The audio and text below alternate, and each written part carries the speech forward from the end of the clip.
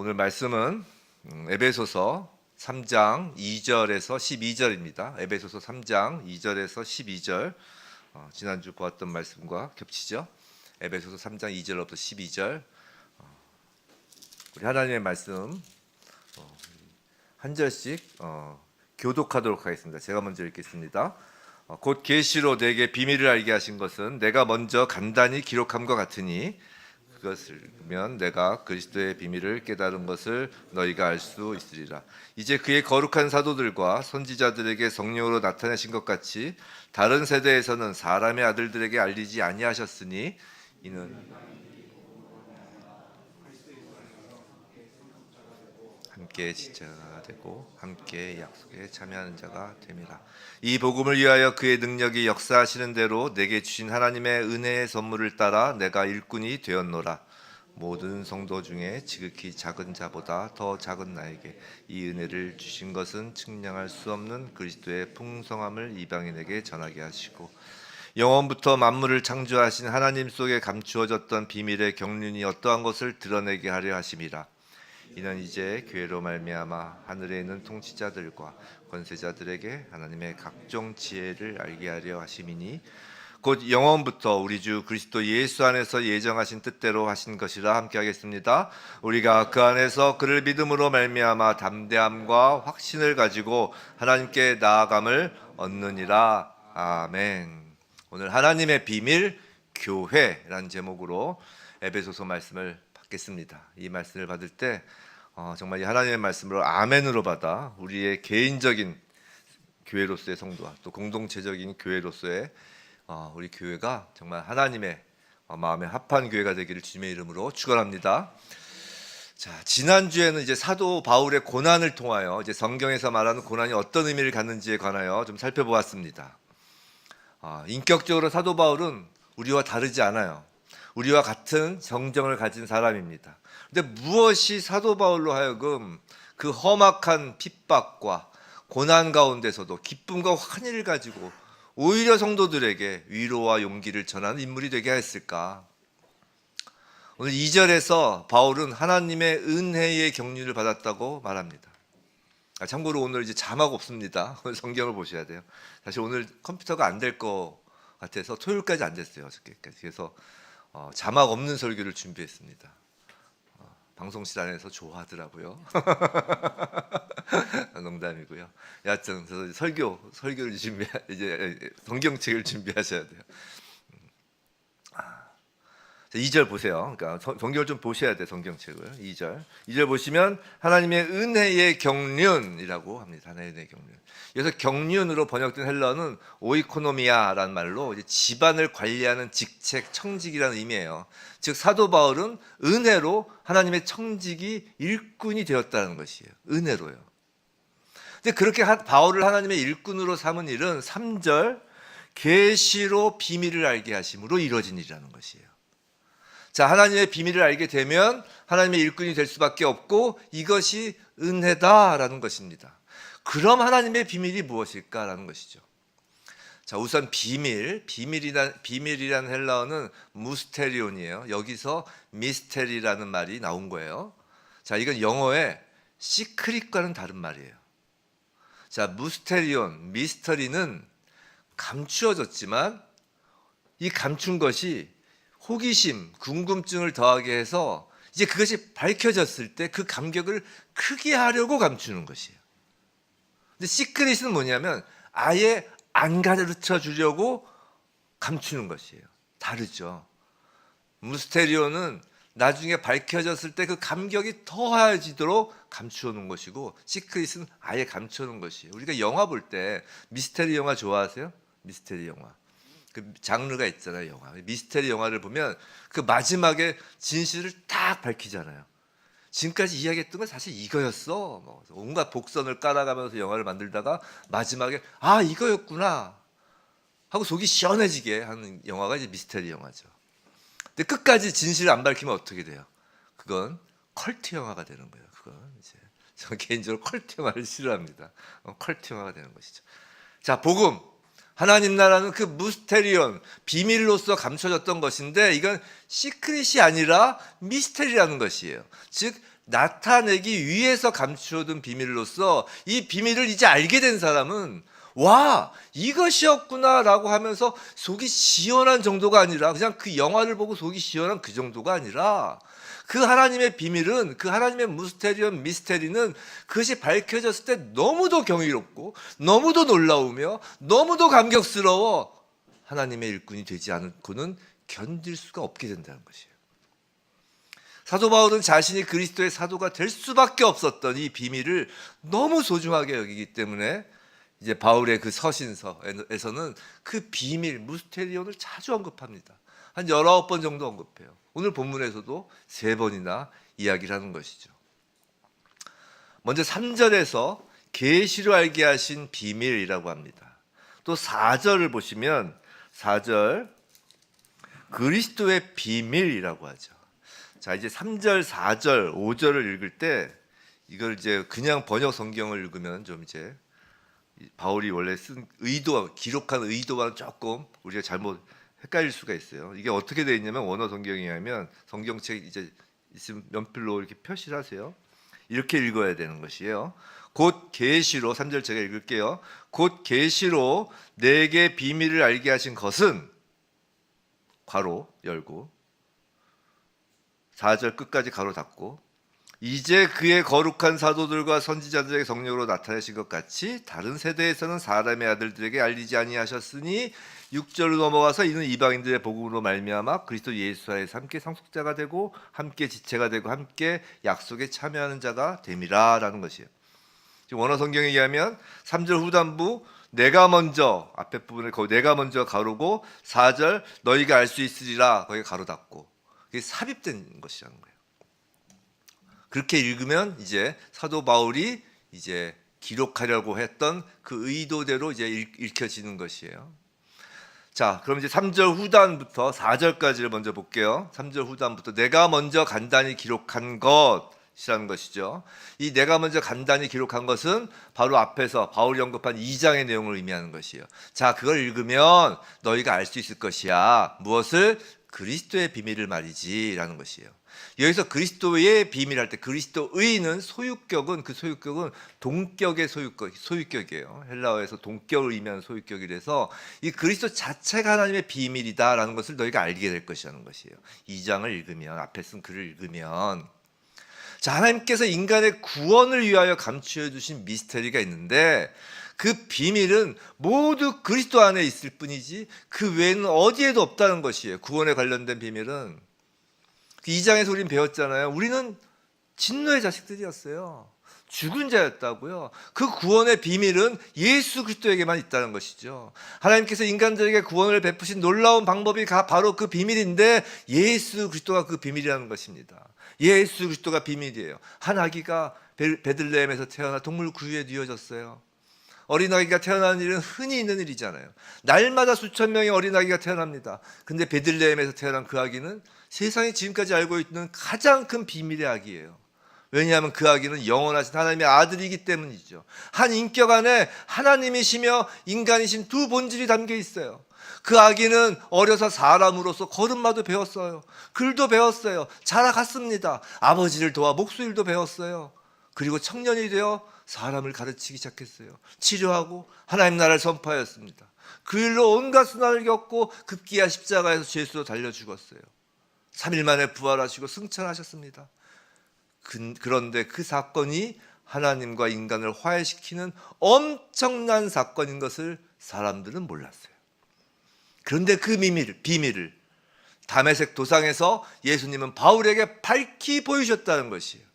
그 비밀에 바울은 푹 빠졌고 오늘 본문 4절 방금 읽은 그 삽입된 그 4절에서 그 그리스도의 비밀을 다시 한번 우리에게 상기시키는 것입니다. 그리고 그것에 기초하여서 보다 더 특별한 비밀 예수 그리스도 그 비밀 안에서만 알 수 있는 더 깊숙한 하나님의 비밀을 이야기하려고 하는 것이에요. 그것이 3절에서 말하는 계시로 내게 알게 하신 것 그 비밀입니다. 그럼 3절의 비밀은 무엇인가 하면 이제 이게 6절로 이어지는 거예요.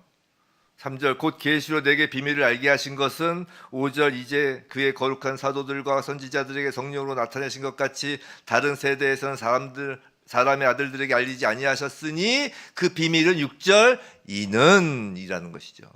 근데 그것을 보기 전에 먼저 5절을 볼게요. 5절 이제 그의 거룩한 사도들과 선지자들에게 성령으로 나타내신 것 같이 다른 세대에서는 사람의 아들들에게 알리지 아니하셨으니 라고 합니다. 이건 어려운 구절이 아니에요. 사실 이걸 가지고 이제 세대주의자들이 온갖 이야기를 하는데 그건 아니고요. 세대주의자들은 따라가지 마시기 바랍니다. 이 말씀은 이런 거예요.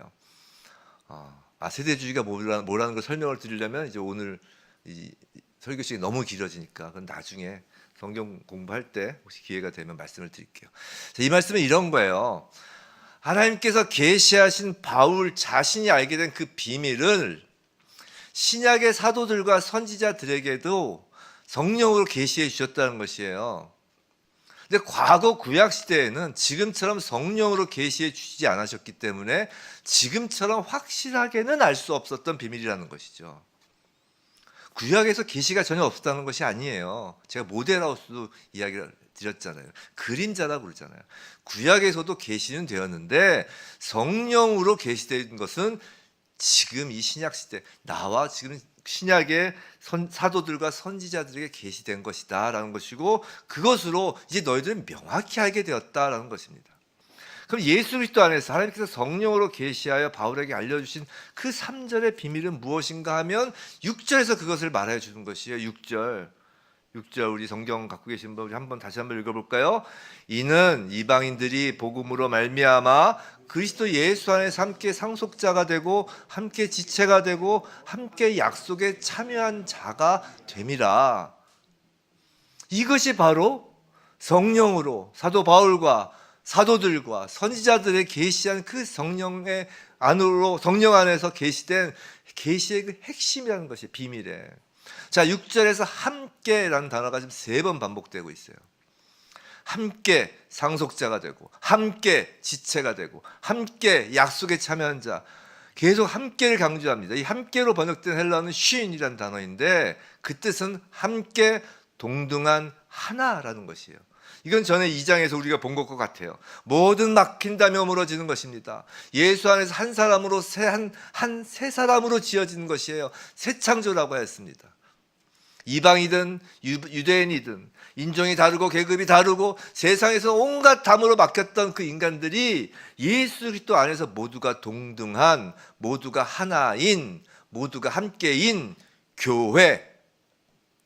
바로 이것이 바울에게 계시된 하나님 나라의 비밀이라는 것이에요. 교회가 비밀이라는 것이에요. 사도 바울은 디모데전서에서 이 비밀을 두고 크도다 경건의 비밀이여 라고 감격하며 소리쳤어요. 지금도 에베소 교인들에게 편지를 쓰면서 자신이 하던 말을 중간에 딱 끊고, 지난주에 말씀드렸죠. 3장 1절부터 13절까지가 하던 말을 끊고 삽입한 구절이라고요. 그렇게 문맥을 끊고서라도 자신에게 계시된 하나님의 비밀, 예수 그리스도에서 시작된 놀라운 비밀, 바로 교회를 두고 전율을 일으키는 것이에요. 감격에 겨워하는 것이에요. 교인들에게 그 감격을 전할 수밖에 없는 것이에요. 그럼 우린 어떠냔 말이에요. 성도 여러분, 하나님의 그 비밀을 알고는 진짜 기쁜가요? 예수 그리스도의 비밀을 생각할 때마다 바울을 비롯한 사도들과 선지자들에게 성령이 계시하는 것을 기록한 이 성경을 읽으면서 정말 전율이 일어나냐는 말이에요. 교회를 생각할 때마다 내가 하던 일도 멈추고 내가 하던 말도 멈추고 감격에 겨워하냔 말이에요. 그렇지 못하죠. 그렇지 못하잖아요. 솔직히. 왜일까요? 그것이 바로 비밀로 겨자씨처럼 세상에 숨겨져 있기 때문이에요. 세상에 숨겨져 있기 때문이에요.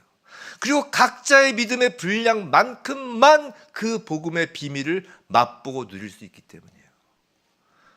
예수님의 천국 비유가 이제 여러 개 있는데 천국 비유 중에 겨자씨 비유가 있죠. 다들 아실 거예요. 마가복음 4장 30절인데 제가 그냥 읽어드릴게요. 다 아시는 비유니까. 또 이르시되 우리가 하나님 나라를 어떻게 비교하며 또 무슨 비유로 나타낼까? 자, 하나님 나라 천국 비유예요.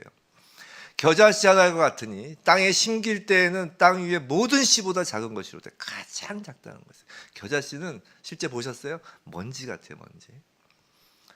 가장 작은 것이로되 심긴 후에는 자라서 모든 풀보다 커지며 큰 가지를 내나니 공중의 새들이 그 그늘에 깃들일 만큼 되느니라.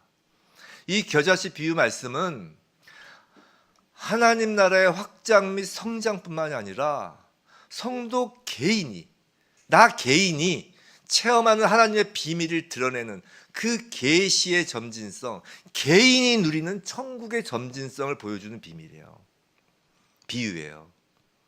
성도 개인이 계시를 통한 하나님의 비밀을 아는 만큼, 믿음이 자라나는 만큼 천국을 누리고 감격하는 것이라는 것이에요. 그런데 하나님의 계시인 성경을 읽지도 않고 알려고 하지도 않으며 기도를 해도 하나님의 비밀인 예수 그리스도, 하나님 나라를 알려고 기도하는 것이 아니라 그저 자기 욕망의 성취수단으로만 그치니까 믿음도 자라지 않고 하나님의 비밀인 예수 그리스도가 놀랍지도 않고 예수 그리스도 안에서 새로운 창조물인 교회에 대하여 전혀 감격스럽지도 않은 것이에요. 또한 겨자씨를 통해 우리가 알 수 있는 하나님의 비밀로서 그 하나님 나라의 확장 원리가 있어요. 그건 땅에 떨어져 썩어지는 미랄의 원리라고요. 이것이 교회의 역사입니다. 성도 여러분, 예수 그리스도의 그 11 제자들로부터 시작해요. 12 제자들로부터 시작해요. 이제 한 명 이제 가룟 유다하고 다시 또 추가됐으니까 12 제자들로부터 시작해서 하나님 나라는, 하나님 나라인 교회는 썩어지는 미랄의 원리로 확장하는 것이에요. 즉 전하는 자의 피를 타고 지금까지 이어온 것입니다. 그 원리로 겨자씨가 겨자나무가 되는 것이에요. 그 먼지만한 겨자씨가 3m가 넘는 그 겨자나무가 되는 것이라고요. 교회는 절대 힘과 칼을 통하여 전해지지 않습니다. 한 손엔 코란, 한 손에 칼이라는 이슬람, 그런 식으로 이제 이슬람은 하죠. 근데 그게 원래 악한 영의 방법이기 때문에 그들은 한 손엔 칼, 한 손엔 코란 뭐 그런 식으로 하는 거예요. 하지만 교회는 성도의 피와 땀을 통해 확장하고 전해지는 것이에요. 이스라엘의 칼에 맞서서 교회도 칼로 나선 적이 있어요. 칼로 교회를 지키고 칼로 성장시키려고 했던 때가 있었죠. 그 대표적인 시도가 잘 아시는 바와 같이 십자군 전쟁이에요. 그 십자군 전쟁으로 기독교에 정복되었다고 하였던 그 지역은 지금 어떻게 됐나요? 전부 이슬람 국가가 됐잖아요. 그렇게 교회가 되는 게 아니에요. 또 식민지를 넓혀가면서 교회를 세우려고 했던 곳이 지금 어떻게 되었나요? 제대로 기독교가 자리 잡힌 나라는 전무합니다. 우리나라는 독특해요. 우리나라는 일본한테 식민지가 됐잖아요. 그죠? 기독교 국가한테 식민지가 되지 않았어요. 참 독특한 나라예요. 근데 식민지를 넓혀가면서 교회를 세우려고 했던 곳은 지금 기독교가 자리 잡힌 나라는 거의 전무예요. 기독교의 역사는, 교회의 역사는 아벨부터 시작하여 지금까지 피 흘림의 역사였다고요. 피 흘림의 역사. 우리의 피와 땀으로 교회의 감격이 있는 것이에요. 근데 피와 땀이 없어지고 교회 안에서 자기의의가 펄펄 살아있고 나의 자격과 인정만을 찾으면 신앙 속에서, 교회 속에서 감격이 있을 수 없는 것입니다. 7절을 보세요. 바울이 뭐라고 하나요? 하나님의 은혜의 선물을 따라 내가 일꾼이 되었다라고 한다고요. 자, 은혜란 단어도 선물이란 뜻이잖아요. 근데 은혜의 선물이라고 그래요. 은혜 위에 은혜인 거죠. 뭐가요? 하나님의 일꾼이 된 것이요. 근데 이렇게 은혜를 받은 바울의 자세를 보세요. 8절. 자신을 지금 뭐라고 하나요? 모든 성도 중에 지극히 작은 자, 보다 더 작은 자 나에게라고 해요. 이건 지금 바울이 뭐 인간적으로 겸손해서 한 말이 아니에요. 겸손해져서. 하나님의 그 비밀을 알게 되고 나니까, 자신을 향한 하나님의 그 은혜 위에 은혜를 깨달으니까 저절로 나오는 표현이라는 것이에요. 그리고 하나님의 비밀을 알고 교회를 향한 하나님의 그 비밀의 경륜을 깨닫고 전율을 일으키며 하나님의 일꾼이 된 바울은 8절, 9절 전하게 하시고 9절 드러내게 하시고 전하고 드러내는 그 일에 쓰임 받는 것입니다. 그래서 드러내다 하는 말은 어두운 곳을 밝게 하다는 뜻인데, 이건 감추인 비밀을 알게 될 때까지 상대방에게서 빛이 날 때까지, 그 감추인 비밀을 알게 돼서 그 상대방의 빛이 날 때까지 계속하여 가르치고 양육한다는 의미예요. 이 드러내다라는 뜻이 계속해서 가르치고 계속 비추는 것이에요. 즉 복음 한번 훅 전하고 마는 것이 아니라 복음을 전하여 교회에 오고 성도가 되면 계속해서 가르치고 계속해서 가르친다는 것이에요. 그래서 사도 바울이 자신이 복음을 전한 에베소 교회에게 감옥에서까지 편지를 쓰면서 가르치는 거예요. 성도 여러분, 목사도 배워야 돼요. 목사도 성경을 공부를 해야 돼요. 꼭 설교를 준비하기 위해서만이 아니라 공부 안 하면 목사도 정말 못해요. 설교도 못하고 성경 몰라요. 장로님, 성경 공부하셔야 돼요. 가르치고 가르치는 거예요. 다 아는 것 같으세요? 아무리 신앙생활 10년, 20년, 30년을 해도 계속 드러나는 그 빛에 쏘여져야 한다는 거예요. 사도 바울이 그래서 감옥에서까지 지금 편지 쓰면서 그 에베소 교인들에게 지금 가르치는 거잖아요. 성도인 우리의 땀과 피는 한 번 찔끔 흘려서 끝나는 것이 아니라고요. 나 이 정도 헌신했으면 됐지 뭐. 이 정도 했으면 됐지. 이게 없는 거예요.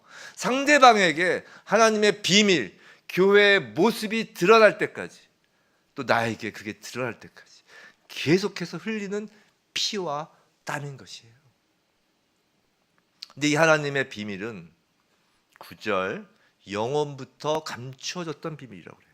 영원부터 만물을 창조하신 하나님 속에 감추어졌던 비밀의 경륜. 또 11절 곧 영원부터 우리 주 그리스도 예수 안에서 예정하신 뜻대로라고 하죠.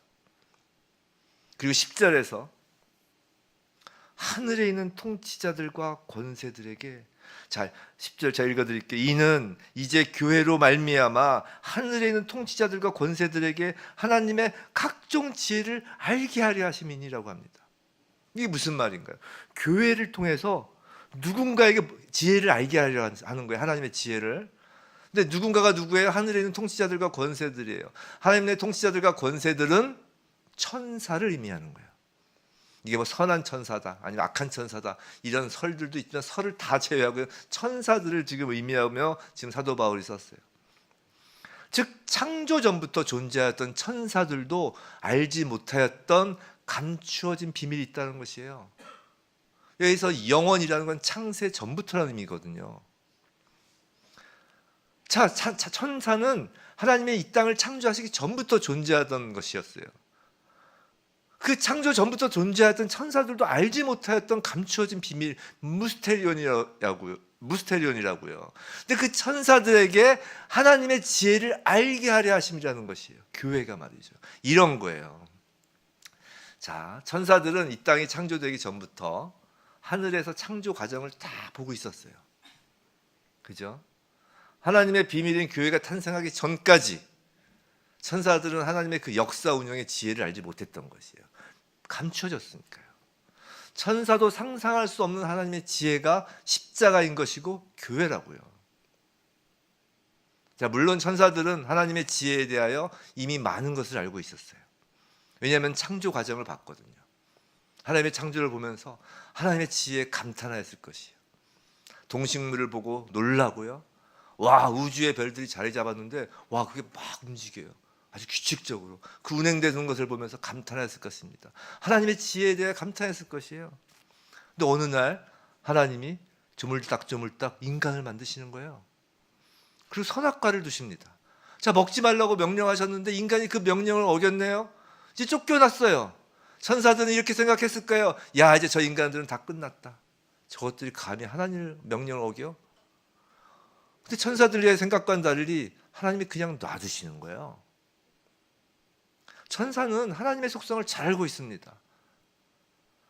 저 인간을 그냥 두시면 공의가 훼손되는 것이고, 저 인간을 다 쓸어버리시면 사랑이 훼손된다는 것을 안다고요. 하나님의 속성이 사랑과 공의인 걸 천사들은 알고 있었어요. 어떻게 하실까? 가인이 아벨을 죽였는데도 놔두세요. 그러다가 결국 노아와 그 가족을 남겨두고 모두 다 쓸어버리십니다. 그렇다고 해서 살아난 노아와 가족들이 다 착한 사람들도 아니었어요. 창세기 8장에서 노아가 이제 방주에서 나와서 이제 첫 제사를 드릴 때 장면에서 하나님 뭐라고 하시는지 기억나세요? 하나님 이렇게 말씀하세요. 사람의 마음이 계획하는 바가 어려서부터 악함이다. 내가 그럼에도 불구하고 이전처럼 멸하지는 않겠다라고 스스로 약속까지 하셨다고요. 천사들은 이제 미궁에 빠지기 시작합니다. 그리고 하나님이 하신 일이 더 기이해요. 어느 날 갈대 우르에서 우상 팔고 있던 한 사람을 골라내시는 거예요. 앉아가지고 그냥 우상 팔고 있었어요. 근데 그 사람을 찾아서 가나안으로 데려가시는 일을 하시네요. 그 사람은 자기 부인을 2번이나 팔아먹던 아브라함이에요. 그를 끌고 가시는 거예요, 끝까지. 100세가 돼서야 이삭을 주십니다. 또 그런데 이번엔 또 그 이삭을 이번엔 죽이라고 하세요. 천사들은 점점 더 미궁으로 빠져요. 도대체 뭘 하시자는 거야, 이게? 자, 이삭의 아들 가운데 누가 봐도 더 믿음직하고 더 근사해 보이는 그 에서를 유기하고 삐리삐리하고 얍삽한 야곱을 택하세요. 그리고 또 요셉을 택하셔서 죽도록 고생을 시키십니다. 그리고 야곱의 자손을 이집트에서 400년 동안 노예로 살게 하세요. 근데 이번에는 모세를 택하십니다. 근데 40년 동안 가만히 계세요.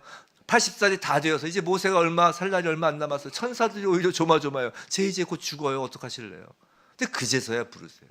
그리고 그 늙은 모세를 시켜서 이스라엘 애굽에서 인도해내십니다. 와, 가나안 가는 길에 만나와 메추라기와 반석의 생수를 먹여가면서 하나님께서 인도하세요. 근데 또 막상 고생한 모세는 또 가나안에 들어가게도 못하세요. 신기한 일이에요. 그리고 여호수아를 세우시고 드디어 가나안 땅에 들어갑니다. 천사들은 이제 와, 드디어 끝났네.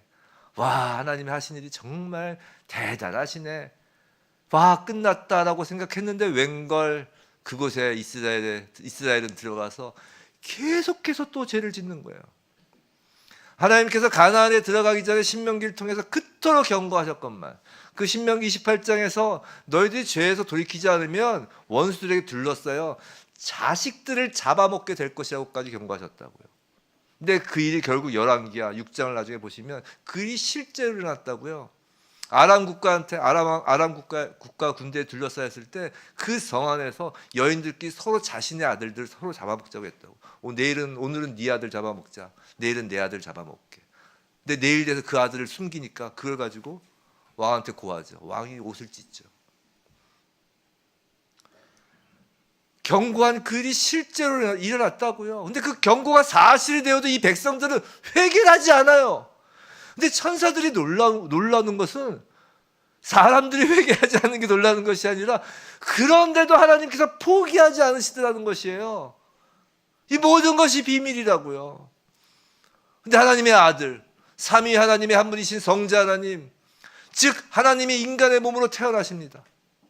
천사들은 그 태어나심을 보고 이 땅에 내려와서 찬송까지 불렀어요. 하늘의 영광, 땅에는 평화라고 막 축복속까지 불렀어요. 근데 하나님이 왜 내려오셨는지 모르겠더라고요. 그 아들은 하늘에서 천사의 수정을 받던 하나님의 아들이었어요. 근데 그 아들이 인간의 몸으로 그것도 동물 구유에서 태어나십니다. 그 천사들의 수정을 받던 그 하나님의 아들이 태어난 지 8일 만에 할례를 받아요. 글을 배워요. 목수일을 배우고요. 사람들에게 얻어맞고 다녀요. 왜 저렇게 고생하시지? 근데 급기야 십자가에서 죽어버리기까지 하는 거예요. 누가 이해할 수 있겠어요? 천사들은 도저히 이해할 수 없는 것입니다. 어떻게 하나님이 죽어서 사망 아래로 내려갈 수 있는지 이해할 수가 없는 것이에요. 근데 3일 만에 부활하시고 승천하세요. 그리고 그 아들 예수 그리스도가 계속하여 사람과 함께 사시려고 성령으로 오셨다고요. 교회가 탄생합니다. 그런데 불가능할 것 같던 인간들이 자신들의 그 자식을 죽여 잡아먹어도 회개하지 않던 인간들이 변하는 거예요. 자기 자식을 잡아먹어도 회개하지 않던 인간들이 변하더라는 것이에요. 하나님을 알아보고 하나님께 예배하고 찬양한다는 것이에요. 사단이 욕과 같은 고난을 주고 죽음의 질고를 건너게 해도 하나님을 찬양하더라는 것이에요.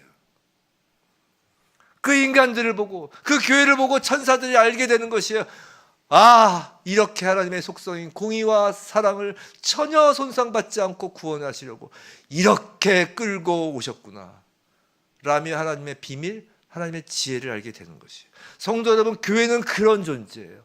이 땅의 역사 속에서 펼쳐지는 하나님의 지혜의 최종적이고도 극치가 교회라고요. 사랑과 공의가 함께 이루어지는 것은 천사들도 인간들도 상상할 수 없는 것이었어요. 세상의 모든 철학과 모든 지혜를 총동원해도 이방인과 유대인이 합쳐진다는 것은 상상도 못할 일이었어요. 교회로 하나가 되니까 하나의 나라를 이루더라는 것이에요. 하나님 나라를 이루더라는 것이에요. 자기 자식을 먹으면서도 회개하지 않던 사람들이 상대방을 위해 자기를 죽이는 삶을 살더라는 것이에요. 썩는 미랄이 되더라는 것이에요. 그것이 하나님의 지혜이며 비밀인 것이에요. 베드로전서 1장 12절에 이런 말씀이 있어요. 이 섬긴 바가 자기를 위한 것이 아니요 너희를 위한 것임이 계시로 알게 되었으니 이것은 하늘로부터 보내신 성령을 힘입어 복음을 전하는 자들로 이제 너희에게 알린 것이요 천사들도 살펴보기를 원하는 것이니라. 그래서 천사들도 살펴본다라는 말의 뜻은 이렇게 몸을 구부리고 보는 것이에요. 천사들이 유심하게 보려고 이제 몸을 구부리고 집중해서 보는 거라고요. 뭘 본다고요? 하나님 나라의 비밀을 아는 사람들을 통하여 전하여지는 하나님 나라, 겨자씨가 땅에 떨어져 썩어서 겨자나무가 되는 하나님 나라의 그 행진, 교회의 행진을 지금 천사들이 몸을 구부려서 보고 있다는 것이에요. 고린도전서에서는 우리가 천사의 구경거리가 되었다고 합니다. 누가복음에선 예수님은 한 사람이 회개하면 천사들의 기쁨이 된다고 말씀하셨어요. 지금 천사들도 궁금해서 미칠 것 같았던 그 하나님의 비밀이 펼쳐지면서 일어나는 그 하나님의 역사에 천사들이 관중이 되어 환호성을 지르는 것이에요. 한 영혼이 돌아오잖아요. 와, 이게 정말 되네. 우리가 하나님을 찬양하잖아요. 하나님을 경배하잖아요. 와, 이게 정말 되네. 우리가 이 땅의 삶에서 얼마나 고통을 겪고 얼마나 많은 어려움이 있고 어떤 눈물이 나도 우리가 소리 높여 찬양을 하잖아요. 천사들이 그거 보고 와, 이게 되네. 정말 되네. 이게 말이 돼? 이게 하나님의 지혜이고 비밀이라고요. 성도 여러분, 천사들은 여러분의 삶을 두근거리며 지금 지켜보고 있어요. 썩어지는 미랄로 일이 진행되는 것을 보고 천사들이 놀라는 것입니다. 왜냐하면 바로 여러분들이 앞으로 천사들 그 자신들이 수종을 늘 존귀한 존재들이거든요. 그래서 성도가 열심히 트랙을 돌고 있을 때, 열심히 인생이란 마라톤을 경주를 하고 있을 때 천사들이 하늘에서 힘내세요, 완주하세요 라며 응원하며 지켜보고 있는 것이에요. 그런데 과연 우리는 뭘 보여주고 있냐는 것이에요. 하나님 지혜의 극치인 교회인 성도는 뭘 보여주고 있나요? 서로 시기하고 질투하고 싸우고 있는 모습을 보여주고 있지는 않냐는 것이. 천사들이 보면서 정말 쟤들이 교회가 맞아?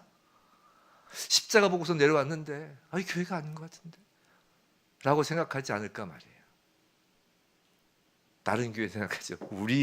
나를 보래요. 나를. 우리라고 하니까 옆 사람을 보니까 나를 보라고요.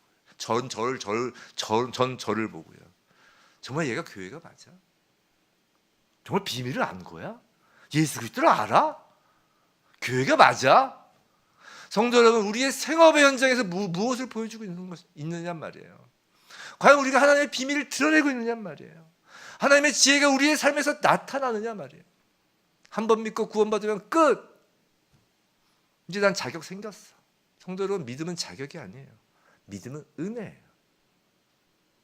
믿음이 깊어질수록 이 성도들 중에서 가장 작은 자 중에 작은 자가 되는 거예요. 구원, 믿으면 끝이 아닙니다. 구원은 진행형이에요. 아직은 가야 할 길이 있는 것입니다. 천사들에게 또 세상에 그 비밀의 주인공으로서 멋지게 사는 모습을 보여줘야 하는 그런 교회 성도라면 우리 자신의 삶이 힘들다고 섣부른 불평을 할 수 없는 것이. 시편 76편 10절에 이런 말씀이 있어요. 천천히 읽어드릴게요. 진실로 사람의 노여움은 주를 찬송하게 될 것이요 그 남은 노여움은 주께서 금하시리라 라는 말씀이 있어요. 사람의 노여움은 주를 찬송하게 될 것이요 이게 예수 믿는 사람이에요. 하나님이 남은 노여움도 금하신다고 합니다. 하나님의 비밀을 아는 자는 불평하지 말고 기뻐하고 감사해야 한다는 것이에요. 그게 안 되는 것은 왜 그럴까요? 우리가 왜 그렇게 분노하고 왜 그렇게 불안해하고 왜 그렇게 염려하는 걸까요? 하나님의 자녀라는 확신이 없기 때문이에요. 예수를 모르기 때문이에요. 믿음이 없어서인 것입니다. 12절, 우리가 그 안에서 그를 믿음으로 말미암아 담대함과 확신을 가지고 하나님께 나아감을 얻느니라. 성도 여러분, 신앙은 느낌이나 감정이 아니에요. 신앙이 느낌이나 감정으로 정의되면 위험합니다. 기독교는 분명히 하나님의 비밀이라는 측면에서 신비적이기는 해요. 하지만 신비주의는 아니라고요. 만일 기독교가 신비주의라면 하나님은 우리에게 성경이 아니라 뭘 주셨어야 돼요? 주문을 주셨을 것이에요. 로마서 10장 17절에 그러므로 믿음은 들음에서 나며 들음은 그리스도의 말씀으로 말미암았느니라. 믿음은 말씀을 들음에서 나는 것이에요. 하나님의 계시인 성경 말씀을 통해 믿음을 갖고 믿음은 자라나는 것이라고요. 그 믿음으로 트랙을 달려 하나님께 담대하게 나가는 것이에요. 신비주의는 교리를 우습게 여깁니다. 뜨거워지는 것만 추구해요. 기적을 경험하여야 하나님 앞에 나아가려고 합니다. 하지만 뜨거운 것은 식으면 그만이에요. 기적을 경험한다고 해서 믿음이 될 수 없어요. 예수님의 모든 기적은 표적이라고 했습니다. 표지판이라고요. 예수님의 기적조차 표지판이라고 했단 말이에요. 그리고 이제 우리 손에는 성경이라는 확실한 표지판을 주셨다고요. 그런데도 여전히 기적과 뜨거운 것을 쫓으면 예수를 알 수 없다고요. 예수님께서 말씀하셨어요. 그 거지 나사로, 그 부자가 이제 지옥 가고 거지 나사로가 천국 갔을 때 그 이야기를 하시면서 말씀하셨잖아요. 그 부자가 좀 우리 친척들에게 사람을 좀 보내서 좀 믿게 좀 해달라, 이렇게 이야기하잖아요. 그때 하신 말씀이에요. 모세와 선지자들에게 듣지 아니하면 비록 죽은 자 가운데서 살아나는 자가 있을지라도 권함을 받지 아니하리라. 하나님 말씀을 듣지 아니하면, 하나님 말씀을 믿지 아니하면 죽은 자 가운데 살아나는 자가 있어도, 내 눈앞에서 죽은 자가 벌떡 일어나도 권함을 받지 아니하니라. 하나님 나라에 못 들어간다는 거예요. 구원받지 못한다는 것이에요. 죽은 나사로가 살아나는 기적을 보아도 사람들은 예수를 믿지 않았다고요. 그때부터 예수를 죽이려고 했지. 성도 여러분, 왜 우리의 신앙이 늘 제자리인 것 같고, 아니 제자리면 그나마 좋게요, 오히려 뒷걸음질을 치는 것 같나요? 왜 그런지 아세요? 하나님의 비밀을 계시하는 성경 말씀을 보지 않기 때문이에요. 왜 기도도 안 나오고 날마다 그 상황과 환경이라는 그 감옥에 갇혀서 어떻게 하나님이 나에게 이러실 수 있나요? 라고 한탄만 나오나요? 그건 예수님의 십자가가 나와 상관이 없기 때문이에요. 하나님의 비밀을 아는 것에 있어서 전혀 기쁨이나 감격이 없기 때문입니다. 성도 여러분, 성경 말씀을 나에게 적용하는 것이 아니에요. 우리가 그렇게 성경 말씀을 그냥 하나하나 이게 나한테 어떻게 적용될까, 성경 말씀을 이용하려고 했기 때문에 우리가 성경 말씀이 안 읽혀지는 것이에요. 성도 여러분, 구원을 받았습니까? 예수 그리스도를 믿으세요? 아멘? 구원을 받았습니까? 구원 받았기 때문에 변하는 거예요. 우리의 믿음은 오직 그리스도의 비밀을 아는 것으로 점검되는 것이에요. 이건 점검되는 것이에요. 성경 말씀은 계속 점검되는 것이에요. 하나님의 비밀, 하나님의 지혜의 극치인 교회로도 점검되는 것이에요. 정말 여러분은 나는 하나님의 비밀의 계시를 받은 사람인가? 그 계시로, 비밀의 계시로 교회로 부름받은 교회 성도인가? 교회만 왔다 갔다 하는 게 아니라 정말 교회 성도인가? 천사들도 부러워하는, 천사들이 몸을 굽어보고 있는 사람인가? 정말 천사들이 부러워하는 성도인가? 그것을 날마다 말씀으로 점검하는 거라고요. 이거 체크리스트예요. 이거 우리에게 적용시켜서 나한테 내 쏙쏙 뽑아가지고 내가 이용하는 주문이 아니라고요. 신비주의가 아니라고요. 날마다 말씀으로, 기도로 점검하는 것이에요. 그래서 하나님의 비밀을 더욱 알면 알수록, 그것이 경이로우면 경이로울수록 방관자가 될 수 없는 것이에요. 은혜 위에 은혜를 받은 그리스도의 일꾼으로서 모든 성도 중에 작은 자보다 더 작은 자가 받은 은혜로, 그 기쁨으로 한 알에 썩는 밀알이 되는 것이에요. 그게 하나님의 하나님 나라 교회의 지체가 되는 것이에요. 그럼 뭐 하나에 썩는 미랄이 된다는 것이 무엇인가? 이 설교를 할까 말까 그냥 하다가 그냥 하기로 했습니다. 시간 보니까 해도 될 것 같아요. 제가 아는 저보다 한 거의 띠동갑 정도 이제 어린, 그래도 어려도 나이가 꽤 된 거죠. 친구가 있어요. 이 친구에 대해서 제가 예전에 한번 슬쩍 한번 말씀드린 적이 있는데, 이 친구는 어머니가 신앙이 좋으세요. 어머니가.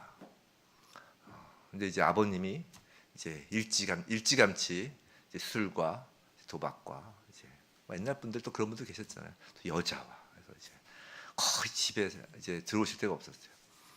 생계가 되게 어려웠죠. 어머님 고생하시고. 이 친구가 이렇게 젊었을 때 이제 엇나가죠. 이제 방황을 하죠. 그래서 막 학교도 안 나가고 엄청나게 이제 반항기를 보냈습니다. 대학교 때까지 그랬어요.